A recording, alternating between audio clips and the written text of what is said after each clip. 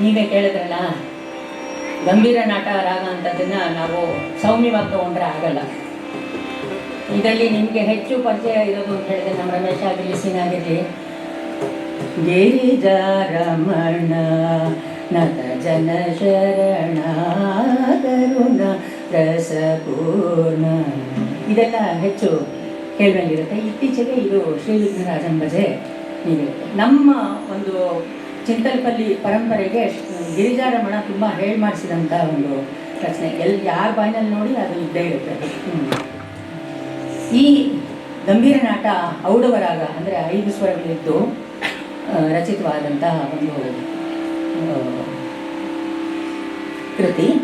ಮುಂದೆ ನಾವು ಆಯ್ಕೆ ಮಾಡ್ಕೊಂಡಿರೋದು ನಾನು ಹೇಳಿದ್ನಲ್ಲ, ತಾಳತರಂಗಿಣಿ ಅಂತ ಹಾಗೆ ಇಲ್ಲಿ ಗಂಗೇಶ್ವರಿ ಅಂತ ಒಂದು ರಾಗ ತಗೊಂಡು, ಅದು ಶಂಕರಾಚಾರ್ಯರ ರಚನೆಯೇ. ಅದು ಶಂಕರಾಚಾರ್ಯರ ರಚನೆ ಮಾಡುವಂಥದ್ದು.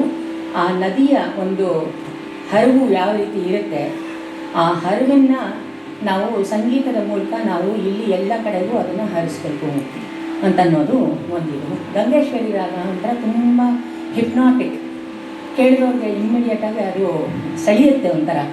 ಅಷ್ಟು ಎಫೆಕ್ಟಿವ್ ಆಗಿ ಒಂಥರ ಸೋಲ್ಫುಲ್ ಸ್ವರಗಳು.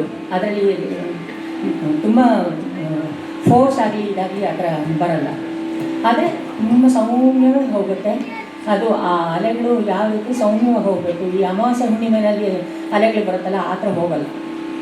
ಆದರೆ ಅದು ನಾರ್ಮಲ್ ಡೇಸ್ನಲ್ಲಿ ಅಸೌಮ್ಯವಾಗಿ ಏನು ಬರುತ್ತೆ ಆ ಥರನೇ ಇದಾಗುತ್ತೆ.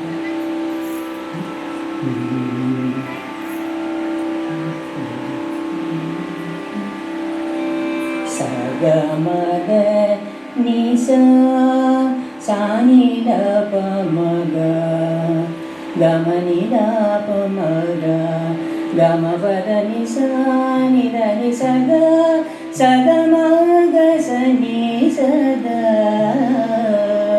ಧನಿ ಸಗ ಸಗಮದ ಮಗ ಮಗ ಸ ನಿಸ ಗಮಗ ಸ ನಿ ಸದ ನಿದ ಧನಿದ ಪ ಮಗ ಗಮ ಸನಿ ಮನಿ ಮದದ ಗಪ ಪರಿ ಮಾಮ ಸಗಾಗ ನಿ ಸಗಮದ ನಿ ಸಗಮಗ ಸನಿದ ಪ ಮಗ ಮಗ ಸನಿದ ಸ. ಇದು ಅದರ ಒಂದು ಔಟ್ಲೈನ್.